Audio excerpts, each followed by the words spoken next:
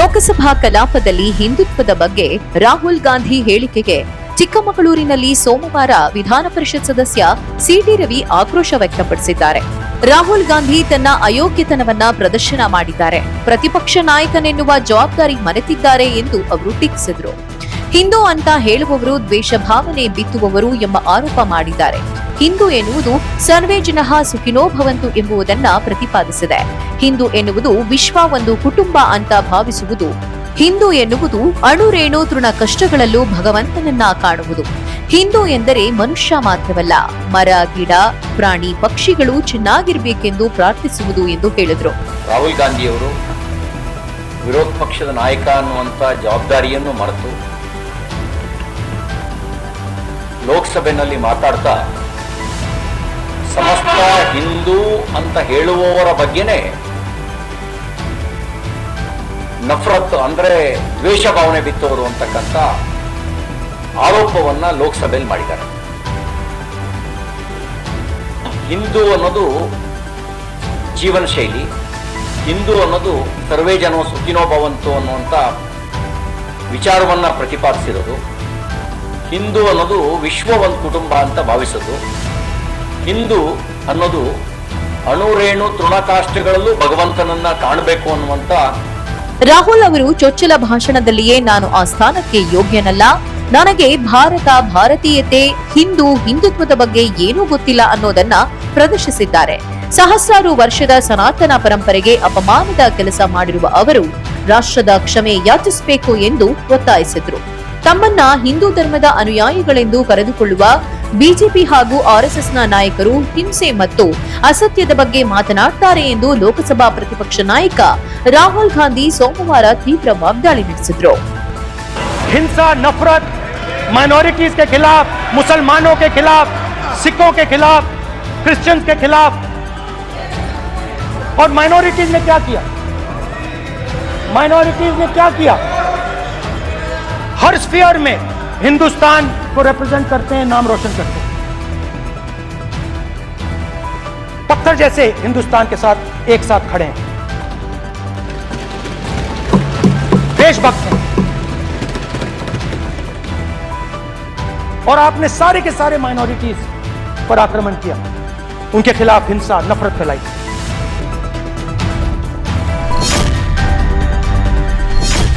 ಮದುವೆಗೆ ಬಂದಿದ್ದ 8 ಜನರ ಮೇಲೆ ಕೋತಿ ದಾಳಿ ಮಾಡಿರುವ ಘಟನೆ ಚನ್ನರಾಯಪಟ್ಟಣ ತಾಲೂಕಿನ ಹಿರಿಸಾವೆ ಗ್ರಾಮದಲ್ಲಿ ನಡೆದಿದೆ. ಕೋತಿ ವರನ ಪಕ್ಕ ಕುಳಿತು ಮದುವೆಗೆ ಅಡ್ಡಿಪಡಿಸಿದ ಘಟನೆ ಹಾಸನ ಜಿಲ್ಲೆಯ ಚನ್ನರಾಯಪಟ್ಟಣ ತಾಲೂಕಿನ ಹಿರಿಸಾವೆ ಗ್ರಾಮದಲ್ಲಿ ನಡೆದಿದೆ. ಹಿರಿಸಾವೆಯ ನುಗ್ಗೆಹಳ್ಳಿ ರಸ್ತೆಯಲ್ಲಿನ ಕಲ್ಯಾಣ ಮಂಟಪದಲ್ಲಿ ಸೋಮವಾರ ಮದುವೆ ಸಮಾರಂಭ ನಡೆಯಿತು. ಮದುವೆ ಮನೆಗೆ ಕೋತಿಯೊಂದು ನುಗ್ಗಿ ರಂಪಾಟ ಮಾಡಿದೆ. ಕೋತಿ ವರನ ಪಕ್ಕ ಕುಳಿತು ಮದುವೆಗೆ ಅಡ್ಡಪಡಿಸಿದೆ. ಅಲ್ಲದೆ ಊಟದ ಹಾಲ್ಗೆ ತೆರಳಿ ಊಟ ಮಾಡುತ್ತಿದ್ದವರಿಗೆ ತೊಂದರೆಯನ್ನ ಕೊಟ್ಟಿದೆ. ಮದುವೆಗೆ ಬಂದಿದ್ದ ಸುಶೀಲಮ್ಮ, ಲೀಲಾವತಿ, ನಿಂಗೇಗೌಡ, ಗೌರಮ್ಮ, ಗಿರಿಜಮ್ಮ, ತಿಮ್ಮೇಗೌಡ, ಗಿರಿಗೌಡ ಎಂಬ 8 ಮಂದಿಗೆ ಕೋತಿ ಕಚ್ಚಿದೆ. ಗಾಯಾಳುಗಳಿಗೆ ಸ್ಥಳೀಯ ಸಮುದಾಯ ಆರೋಗ್ಯ ಕೇಂದ್ರದಲ್ಲಿ ಚಿಕಿತ್ಸೆ ನೀಡಲಾಗಿದೆ. ಮದುವೆ ಮನೆಯಲ್ಲಿ ಮಂಗನಾಟಕ್ಕೆ ಜನರು ಹೈರಾಣಾಗಿದ್ದಾರೆ. ಈ ಕೋತಿ ಹಳ್ಳಿ ಜನಕ್ಕೆ ಆಗಾಗ್ಗೆ ಕಾಟ ಕೊಡುತ್ತಿದ್ದು, ಇದೀಗ ಮದುವೆ ಮನೆಗೆ ಬಂದವರಿಗೂ ಕಾಟ ಕೊಟ್ಟಿದೆ. ಹೀಗಾಗಿ ಕೋತಿಯನ್ನ ಹಿಡಿದು ಸ್ಥಳಾಂತರ ಮಾಡುವಂತೆ ಸ್ಥಳೀಯರು ಆಗ್ರಹಿಸಿದ್ದಾರೆ.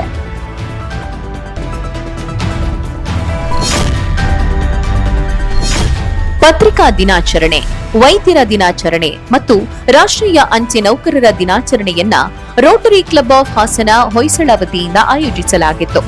ಹಾಸನ ನಗರದ ಕೆಆರ್ಪುರಂನಲ್ಲಿರುವ ಪೋದಾರ್ ಪ್ರಿಪ್ ಆವರಣದಲ್ಲಿ ಹಮ್ಮಿಕೊಳ್ಳಲಾಗಿದ್ದ ಕಾರ್ಯಕ್ರಮದಲ್ಲಿ ನೂತನವಾಗಿ ರೋಟರಿ ಕ್ಲಬ್ ಆಫ್ ಹಾಸನ ಹೊಯ್ಸಳದ ನೂತನ ಅಧ್ಯಕ್ಷರಾಗಿ ಎಚ್ಎಂ ಹರೀಶ್, ಕಾರ್ಯದರ್ಶಿಯಾಗಿ ನಳಿನಿ, ಖಜಾಂಚಿಯಾಗಿ ದೇವರಾಜು ಮತ್ತು ಕ್ಲಬ್ ಮೆಂಟರ್ ಆಗಿ ಮೋಹನ್ ಅಧಿಕಾರ ಸ್ವೀಕರಿಸಿದ್ರು. ಈ ವೇಳೆ ಕಾರ್ಯಕ್ರಮದಲ್ಲಿ ಕೇಕ್ ಕತ್ತರಿಸುವ ಮೂಲಕ ರೋಟರಿ ನೂತನ ವರ್ಷಕ್ಕೆ ನಾಂದಿ ಹಾಡಿ ಪರಸ್ಪರ ಸಿಹಿ ತಿನ್ನಿಸುವ ಮೂಲಕ ಸಂಭ್ರಮಿಸಿದ್ರು.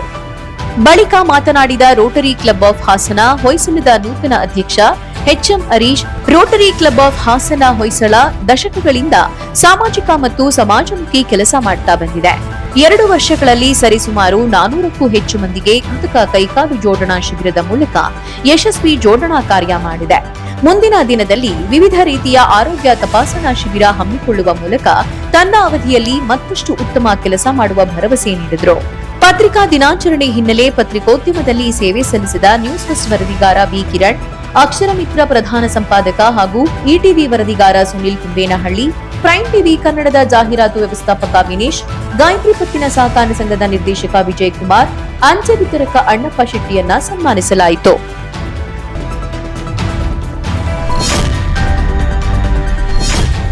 ನಕಲಿ AK-47 ಹಿಡಿದಿರುವ ಗನ್ ಮ್ಯಾನ್ಗಳನ್ನ ನಿಲ್ಲಿಸಿ ಭಾಯ್ ಎಂದೊಡನೆ 4 ಡೈಲಾಗ್ ಹೊಡೆದು ರೀಲ್ಸ್ ಕಂಪ್ಲೀಟ್ ಮಾಡುತ್ತಿದ್ದ ಅರುಣ್ ಕಟಾರೆ ಎಂಬ ಶೋಕಿರಾಜನನ್ನ ಬೆಂಗಳೂರಿನಲ್ಲಿ ಪೊಲೀಸರು ಬಂಧಿಸಿದ್ದಾರೆ. ರೀಲ್ಸ್ಗಳಿಗಾಗಿ ಗನ್ಮ್ಯಾನ್ಗಳಿಗೆ ನಕಲಿ AK-47 ಗನ್ ಕೊಡಿಸಿ ಸಾರ್ವಜನಿಕರಲ್ಲಿ ಭಯ ಮೂಡಿಸುತ್ತಿದ್ದ ಅರುಣ್ ಕಟಾರೆ ಎಂಬಾತನನ್ನ ನಗರದ ಕೊತ್ತನೂರು ಠಾಣೆ ಪೊಲೀಸರು ಅರೆಸ್ಟ್ ಮಾಡಿದ್ದಾರೆ. ಜೂನ್ 9ರಂದು ಆರೋಪಿ ನಕಲಿ ಗನ್ ಹಿಡಿದು ಬಾಡಿಗಾರ್ಡ್ಗಳೊಂದಿಗೆ ಕೊತ್ತನೂರು ಠಾಣಾ ವ್ಯಾಪ್ತಿಯ ಚೊಕ್ಕೋನಹಳ್ಳಿಯ ಲೀಲಾ ಹೋಟೆಲ್ ಬಳಿ ಬಂದಿದ್ದಾನೆ.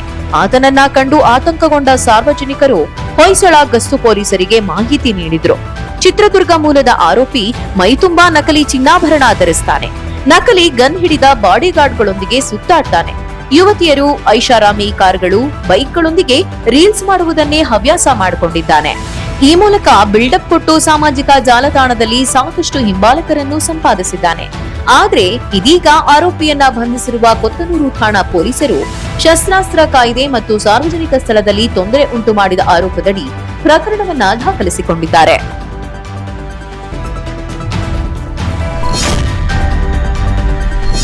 ಕುಮಾರಸ್ವಾಮಿ ಗೆದ್ರೆ ನಿನಗೆ ಮರಿ ಹೊಡೆದು ಪರ ಮಾಡ್ತೀವಿ ಎಂದು ಹರಕೆ ಹೊತ್ತಿದ್ದ ಕಾರ್ಯಕರ್ತರು ಇಂದು ದೇವಾಲಯದಲ್ಲಿ ವಿಶೇಷ ಪೂಜೆ ಸಲ್ಲಿಸಿ ತಮ್ಮ ಹರಕೆಯನ್ನ ತೀರಿಸಿದ್ರು. ಮಂಡ್ಯ ಜಿಲ್ಲೆ ಮಳವಳ್ಳಿ ತಾಲೂಕಿನ ಹಲಗೂರು ಸಮೀಪದ ಮುತ್ತತ್ತಿ ಗ್ರಾಮದಲ್ಲಿ ಹರಕೆ ತೀರಿಸುತ್ತಿರುವ ಕಾರ್ಯಕರ್ತರು ಎಚ್.ಡಿ. ಕುಮಾರಸ್ವಾಮಿ ಹೆಸರಿನಲ್ಲಿ ಅರ್ಚನೆ ಮಾಡಿಸಿ ಪೂಜೆ ಸಲ್ಲಿಕೆ ಮಾಡಿದ್ದಾರೆ. ಮರಿ ಕಡಿದು ಪರ ಮಾಡುವ ಮೂಲಕ ದೇವರ ಹರಕೆ ತೀರಿಸಿ ಬಂದ ಕಾರ್ಯಕರ್ತರಿಗೆ ಬಾಡೂಟ ಹಾಕಿಸಿದ್ದಾರೆ. ಕೇಂದ್ರದ ಉಕ್ಕು ಮತ್ತು ಬೃಹತ್ ಕೈಗಾರಿಕಾ ಸಚಿವರಾದ ಹಿನ್ನೆಲೆಯಲ್ಲಿ ಮಂಡ್ಯ ನಗರದ ತಾವರೆಗಿರಿಯ 27ನೇ ವಾರ್ಡ್ನ ಬಿಜೆಪಿ ಜೆಡಿಎಸ್ ಕಾರ್ಯಕರ್ತರಿಂದ ಹರಕೆ ಸೇವೆ ಮಾಡಿದ್ದಾರೆ. ತಾವರೆಗಿರಿಯ ಬಿಜೆಪಿ ಕಾರ್ಯಕರ್ತ ಮಂಜು ನೇತೃತ್ವದಲ್ಲಿ ಹರಕೆ ಸೇವೆ ನಡೆಯುತ್ತಿದ್ದು, ಮಂಡ್ಯ ಲೋಕಸಭಾ ಕ್ಷೇತ್ರದಲ್ಲಿ ಎಚ್ಡಿಕೆ ಗೆಲುವಿಗಾಗಿ ಇವರು ಹರಕೆ ಹೊತ್ತಿದ್ರು. ಎಚ್ಡಿಕೆ ಗೆದ್ದು ಕೇಂದ್ರ ಮಂತ್ರಿಯಾದ ಹಿನ್ನೆಲೆ ಹರಕೆ ಸೇವೆಯನ್ನ ತೀರಿಸಿದ್ದಾರೆ. ಅಲ್ಲದೆ ನಾಟಿ ಮರಿಯನ್ನು ದೇವರಿಗೆ ಬಲಿ ಕೊಟ್ಟು ಅನ್ನ ಸಂತರ್ಪಣೆ ಮೂಲಕ ದೇವರಿಗೆ ವಿಶೇಷ ಪೂಜೆ ಸಲ್ಲಿಸಿ ಹರಕೆ ಸಮರ್ಪಣೆ ಮಾಡಿದ್ದು, ಈ ವೇಳೆ ತಾವರೆಕೆರೆ ಬಿಜೆಪಿ ಜೆಡಿಎಸ್ ಕಾರ್ಯಕರ್ತರಿಗೆ ಜೆಡಿಎಸ್ ಮುಖಂಡ ಬಿಆರ್ ರಾಮಚಂದ್ರು ಸಾಥ್ ನೀಡಿದ್ರು.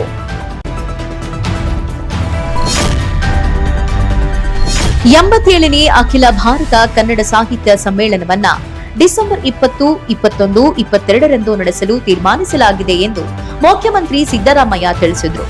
ಗೃಹ ಕಚೇರಿ ಕೃಷ್ಣಾದಲ್ಲಿ ಸಾಹಿತ್ಯ ಸಮ್ಮೇಳನದ ಪೂರ್ವಭಾವಿಯಾಗಿ ಕನ್ನಡ ಸಾಹಿತ್ಯ ಪರಿಷತ್ತು, ಮಂಡ್ಯ ಜಿಲ್ಲಾಡಳಿತ, ಜಿಲ್ಲಾ ಉಸ್ತುವಾರಿ ಸಚಿವರು, ಶಾಸಕರೊಂದಿಗೆ ಸಭೆ ನಡೆಸಿದ ನಂತರ ಮಾತನಾಡಿದ ಮುಖ್ಯಮಂತ್ರಿ, ಈ ಹಿಂದೆ ಜೂನ್ ತಿಂಗಳಲ್ಲಿ ಸಮ್ಮೇಳನ ಆಯೋಜಿಸಲು ತೀರ್ಮಾನಿಸಲಾಗಿತ್ತು. ಆದರೆ ಚುನಾವಣಾ ನೀತಿ ಸಂಹಿತೆ ಹಿನ್ನೆಲೆಯಲ್ಲಿ ಮುಂದೂಡಲಾಗಿತ್ತು. ಇದೀಗ ಡಿಸೆಂಬರ್ ತಿಂಗಳಲ್ಲಿ ಸಮ್ಮೇಳನ ನಡೆಸಲು ನಿರ್ಧರಿಸಲಾಗಿದೆ. ರಾಜ್ಯ, ಹೊರ ರಾಜ್ಯ ಹಾಗೂ ವಿದೇಶದ ಕನ್ನಡಿಗರು ಹೆಚ್ಚಿನ ಸಂಖ್ಯೆಯಲ್ಲಿ ಭಾಗವಹಿಸುವ ನಿರೀಕ್ಷೆ ಇದೆ. ಕನ್ನಡಿಗರು ಹೆಚ್ಚಿನ ಸಂಖ್ಯೆಯಲ್ಲಿ ಈ ಸಮ್ಮೇಳನದಲ್ಲಿ ಭಾಗವಹಿಸುವಂತೆ ಮನವಿ ಮಾಡುವುದಾಗಿ ತಿಳಿಸಿದ್ರು. ಸರ್ಕಾರ, ಜಿಲ್ಲಾಡಳಿತ, ಸಾಹಿತ್ಯ ಪರಿಷತ್ತಿಗೆ ಎಲ್ಲಾ ರೀತಿಯ ಸಹಕಾರ ನೀಡುವುದಾಗಿ ತಿಳಿಸಿದ ಮುಖ್ಯಮಂತ್ರಿಗಳು, ಸಾಹಿತ್ಯ ಸಮ್ಮೇಳನ ಅಧ್ಯಕ್ಷರ ಆಯ್ಕೆಯಾದ ಕೂಡಲೇ ಮಾಹಿತಿಯನ್ನ ನೀಡಲಾಗುವುದು. ಜಿಲ್ಲಾಡಳಿತ, ಸಾಹಿತ್ಯ ಪರಿಷತ್ತಿನವರು ಸಾಹಿತಿಗಳ ಪಟ್ಟಿ ಒದಗಿಸಿದ ನಂತರ ಸರ್ಕಾರದೊಂದಿಗೆ ಚರ್ಚಿಸಿ ಅಂತಿಮಗೊಳಿಸಲು ತೀರ್ಮಾನಿಸಲಾಗಿದೆ ಅಂತ ಹೇಳಿದರು. ಮಂಡ್ಯದಲ್ಲಿ 48ನೇ ಸಾಹಿತ್ಯ ಸಮ್ಮೇಳನವನ್ನ 1974ರಲ್ಲಿ ಜಯದೇವಿ ತಾಯಿ ಲಿಗಾಡೆ ಅವರ ಅಧ್ಯಕ್ಷತೆಯಲ್ಲಿ, 63ನೇ ಸಾಹಿತ್ಯ ಸಮ್ಮೇಳನವನ್ನ 1994ರಲ್ಲಿ ಡಾಕ್ಟರ್ ಚದುರಂಗಾರವರ ಅಧ್ಯಕ್ಷತೆಯಲ್ಲಿ ಆಯೋಜಿಸಲಾಗಿತ್ತು. ಇದೀಗ 3ನೇ ಬಾರಿ ಸಮ್ಮೇಳನ ಆಯೋಜಿಸಲಾಗುತ್ತಿದೆ. ಎಲ್ಲರೂ ಸೇರಿ ಸಮ್ಮೇಳನವನ್ನ ಯಶಸ್ವಿಯಾಗಿ ಆಯೋಜಿಸುವ ವಿಶ್ವಾಸ ನನಗಿದೆ ಅಂತ ತಿಳಿಸಿದ್ರು.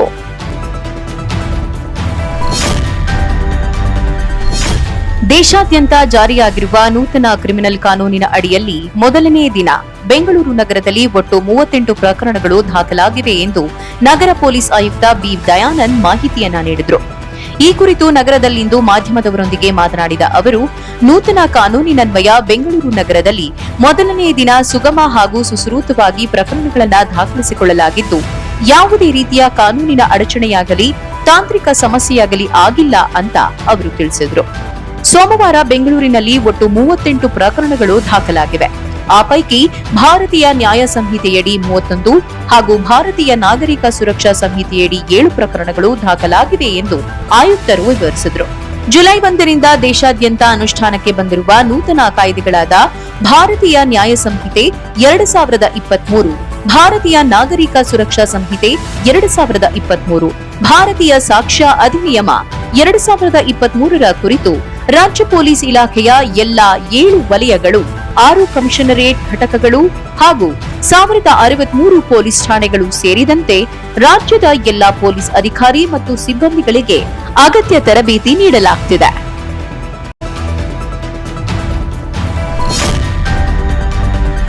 ಚಂಡಮಾರುತದಿಂದಾಗಿ ಬಾರ್ಬಡೋಸ್ನಲ್ಲಿ ಸಿಲುಕಿರುವ ಟಿ20 ವಿಶ್ವಕಪ್ ವಿಜೇತ ಭಾರತ ತಂಡ ಇಂದು ಸಂಜೆ ಸ್ವದೇಶಕ್ಕೆ ಪ್ರಯಾಣ ಬೆಳೆಸುವ ಸಾಧ್ಯತೆ ಇದೆ. ಮುಂದಿನ 6ರಿಂದ 12 ಗಂಟೆಯೊಳಗೆ ಅಂತಾರಾಷ್ಟ್ರೀಯ ವಿಮಾನ ನಿಲ್ದಾಣ ಕಾರ್ಯಾರಂಭ ಮಾಡುವ ಸಾಧ್ಯತೆ ಇದೆ ಎಂದು ಬಾರ್ಬಡೋಸ್ ಪ್ರಧಾನಿ ಮಿಯಾ ಮೋಟ್ಲಿ ತಿಳಿಸಿದ್ದಾರೆ. ಬಾರ್ಬಡೋಸ್ನಲ್ಲಿ ಸೋಮವಾರ ಬೆರಿಲ್ ಚಂಡಮಾರುತ ಅಪ್ಪಳಿಸಿದ್ರಿಂದ ವಿಮಾನಯಾನ ಸೇರಿದಂತೆ ನಾಗರಿಕ ಸೇವೆಗಳನ್ನು ಸ್ಥಗಿತಗೊಳಿಸಲಾಗಿದೆ. ವಿಶ್ವಕಪ್ ಟೂರ್ನಿಯಾಗಿ ಬಾರ್ಬಡೋಸ್ಗೆ ತೆರಳಿದ್ದ ಟೀಂ ಇಂಡಿಯಾ ಫೈನಲ್ ಪಂದ್ಯದ ಬಳಿಕ ಸ್ವದೇಶಕ್ಕೆ ಮರಳಲು ಸಾಧ್ಯವಾಗದೆ ಅಲ್ಲಿಯೇ ಸಿಲುಕಿಕೊಂಡಿದೆ. ತಂಡದ ಆಟಗಾರರೊಂದಿಗೆ ಸಹಾಯಕ ಸಿಬ್ಬಂದಿ, ಕೆಲವು ಬಿಸಿಸಿಐ ಅಧಿಕಾರಿಗಳು ಮತ್ತು ಆಟಗಾರರ ಕುಟುಂಬಗಳು ಕಳೆದೆರಡು ದಿನಗಳಿಂದ ನಗರದಲ್ಲಿ ಬೀಡು ಬಿಟ್ಟಿದ್ದಾರೆ. ಪ್ರಧಾನಿ ಮೋಟ್ಲಿ ಪ್ರತಿಕ್ರಿಯಿಸಿ, ಮುಂದಿನ ಕೆಲವು ಗಂಟೆಗಳಲ್ಲಿ ಹವಾಮಾನ ಸಂಪೂರ್ಣವಾಗಿ ತಿಳಿಯಾಗುವ ನಿರೀಕ್ಷೆ ಇದೆ. ಆದರೆ ಈ ಬಗ್ಗೆ ಮುಂಚಿತವಾಗಿ ಏನನ್ನೂ ಕೂಡ ಹೇಳ ಬಯಸೋದಿಲ್ಲ. ವಿಮಾನ ನಿಲ್ದಾಣದ ಸಿಬ್ಬಂದಿಯೊಂದಿಗೆ ನಿರಂತರ ಸಂಪರ್ಕದಲ್ಲಿದ್ದು ಮಾಹಿತಿಯನ್ನ ಪಡೆಯಲಾಗುತ್ತಿದೆ. ಸದ್ಯ ಏರ್ಪೋರ್ಟ್ ಸಿಬ್ಬಂದಿ ಅಂತಿಮ ತಪಾಸಣೆ ಮಾಡುತ್ತಿದ್ದಾರೆ ಎಂದು ಹೇಳಿದ್ದಾರೆ.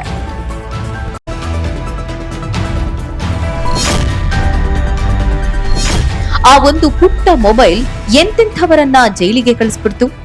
ಮಹಾಭಾರತ, ರಾಮಾಯಣ ಎಲ್ಲವೂ ಕೂಡ ಹೆಣ್ಣಿಗಾಗಿ ನಡೆದಿದ್ದು. ಆದ್ರೆ ಡಿ ಬಾಸ್ನ ಕೆಣಕಿದ್ದಕ್ಕೆ ಮಸಣ ಸೇರಿದ್ದ ರೇಣುಕಾಸ್ವಾಮಿ ಮೊಬೈಲ್ ಸೀಕ್ರೆಟ್ ಈಗ ಒಂದೊಂದೇ ಬಯಲಾಗ್ತಿದೆ. ಸಾಮಾಜಿಕ ಜಾಲತಾಣಗಳು ಬಂದ ನಂತರ ಯುವ ಜನತೆಯ ಹಾದಿ ತಪ್ತಾ ಇದೆ. ಇದಕ್ಕೆ ತಾಜಾ ಉದಾಹರಣೆ ಅಂದ್ರೆ ದರ್ಶನ್ ಪ್ರಕರಣ.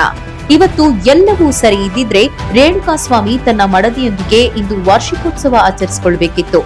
ಆದ್ರೆ ಡಿ ಬಾಸ್ ಬರೆದ ಮರಣ ಶಾಸನದಲ್ಲಿ ರೇಣುಕಾಸ್ವಾಮಿ ಮಣ್ಣಾಗಿ ಹೋಗಿದ್ದಾನೆ. ಡಿ ಬಾಸ್ ಪರಪ್ಪನ ಅಗ್ರಹಾರ ಸೇರಿದ ಬಳಿಕ ರೇಣುಕಾಸ್ವಾಮಿಯ ಮೊಬೈಲ್ ರಹಸ್ಯ ಒಂದೊಂದಾಗಿ ಬಯಲಾಗ್ತಿದೆ. ಆತ ಮೆಸೇಜ್ ಮಾಡುವುದಕ್ಕಾಗಿ ಒಂದು ಫೇಕ್ ಅಕೌಂಟ್ ಕ್ರಿಯೇಟ್ ಮಾಡಿದ್ದ ಎನ್ನಲಾಗಿದೆ. 200ಕ್ಕೂ ಅಧಿಕ ಮೆಸೇಜ್ಗಳನ್ನ ರೇಣುಕಾಸ್ವಾಮಿ ಪವಿತ್ರ ಗೌಡಗೆ ಕಳಿಸಿದ್ದ ಎಂಬ ಸ್ಫೋಟಕ ಮಾಹಿತಿ ಹೊರಬಿದ್ದಿದೆ.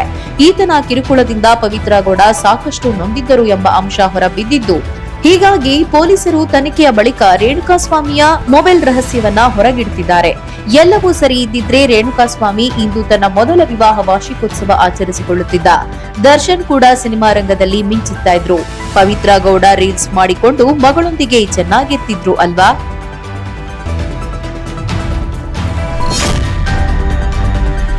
ಬಹುನಿರೀಕ್ಷಿತ ನಮ್ಮ ಮೆಟ್ರೋದ ಹಳದಿ ಮಾರ್ಗದಲ್ಲಿ ಟ್ರಯಲ್ ರನ್ ಮುಕ್ತಾಯಗೊಂಡಿದ್ದು, ಸಿಗ್ನಲಿಂಗ್ ಟೆಸ್ಟ್ ಆರಂಭ ಆಗಿದೆ. ರಾಜಧಾನಿಯಲ್ಲಿ ಚಾಲಕರಹಿತ ಮೆಟ್ರೋ ರೈಲು ಸಂಚಾರಕ್ಕೆ ಸರ್ವ ಸಿದ್ಧತೆಗಳು ನಡೀತಾ ಇದೆ. ಬಿಎಂಆರ್ಸಿಎಲ್ ತಂಡವು ಚೀನಾದ ಡ್ರೈವರ್ಲೆಸ್ ಮೆಟ್ರೋ ಮೂಲಕ ಸಿಗ್ನಲಿಂಗ್ ಟೆಸ್ಟ್ ನಡೆಸ್ತಾ ಇದೆ. ಟ್ರಯಲ್ ಯಶಸ್ವಿಯಾದ ಬೆನ್ನಲ್ಲೇ ಸಿಗ್ನಲಿಂಗ್ ಟೆಸ್ಟ್ ಆರಂಭಿಸಲಾಗಿದೆ. ಹಂತ ಹಂತವಾಗಿ ಸಿಗ್ನಲಿಂಗ್ ಟೆಸ್ಟ್ ನಡೆಯಲಿದ್ದು, ಇದು ಮುಗಿಯುತ್ತಿದ್ದಂತೆ ದೂರ ಸಂಪರ್ಕ ಹಾಗೂ ವಿದ್ಯುತ್ ಪರೀಕ್ಷೆಗಳು ನಡೆಯಲಿವೆ. ಈ ಹಳದಿ ಮಾರ್ಗವು ಒಟ್ಟು 16 ಮೆಟ್ರೋ ಸ್ಟೇಷನ್ಗಳು ಇದ್ದು, ಬೆಂಗಳೂರಿನ ಆರ್ವಿ ರಸ್ತೆಯಿಂದ ಬೊಮ್ಮಸಂದ್ರವನ್ನ ಸಂಪರ್ಕಿಸಲಿದೆ. 18.82 ಕಿಲೋಮೀಟರ್ ಉದ್ದದ ಮೆಟ್ರೋ ಮಾರ್ಗದ ಕಾಮಗಾರಿ 2017ರ ನವೆಂಬರ್ನಲ್ಲಿ ಆರಂಭ ಆಗಿತ್ತು. ಎಲ್ಲವೂ ಸರಿ ಇದ್ದಿದ್ರೆ 2023ರ ಜೂನ್ನಲ್ಲೇ ರೈಲು ಓಡಾಡಬೇಕಿತ್ತು. ಆದ್ರೆ ಕೆಲವೊಂದು ಕಾಮಗಾರಿ ವಿಳಂಬದಿಂದ ಈಗ ಅದು 2024ರ ಜುಲೈನಲ್ಲಿ ಟ್ರಯಲ್ ರನ್ ಮುಕ್ತಾಯವಾಗಿದ್ದು, ಸಿಗ್ನಲಿಂಗ್ ಟೆಸ್ಟ್ ಆರಂಭವಾಗಿದೆ. ಹಳದಿ ಲೈನ್ ಮೆಟ್ರೋ ಆರಂಭವಾಗುವುದು ಈಗ ಹಸಿರು ಮಾರ್ಗದಲ್ಲಿರುವ ರಾಷ್ಟ್ರೀಯ ವಿದ್ಯಾಲಯ ರಸ್ತೆ ಸ್ಟೇಷನ್ನಿಂದ. ರಾಷ್ಟ್ರೀಯ ವಿದ್ಯಾಲಯ ಸ್ಟೇಷನ್ನಿಂದ ರಾಗಿಗುಡ್ಡ, ಜಯದೇವ ಆಸ್ಪತ್ರೆ, ಬಿಟಿಎಂ ಬಡಾವಣೆ, ಕೇಂದ್ರ ರೇಷ್ಮೆ ಮಂಡಳಿ, ಬೊಮ್ಮನಹಳ್ಳಿ, ಹೊಂಗಸಂದ್ರ, ಕೊಡ್ಲುದ್ವಾರ, ಸಿಂಗಸಂದ್ರ, ಹೊಸ ರಸ್ತೆ, ಬೆರೇಟನ ಅಗ್ರಹಾರ, ಕೋನಪ್ಪನ ಅಗ್ರಹಾರ, ಎಲೆಕ್ಟ್ರಾನಿಕ್ ಸಿಟಿ, ಹುಸ್ಕೂರು ರಸ್ತೆ, ವೀರಸಂದ್ರ, ಹೆಬ್ಬಗೋಡಿ, ಬೊಮ್ಮಸಂದ್ರ ಹೀಗೆ 14 ಸ್ಟೇಷನ್ಗಳು ಈ ಮಾರ್ಗದಲ್ಲಿದೆ.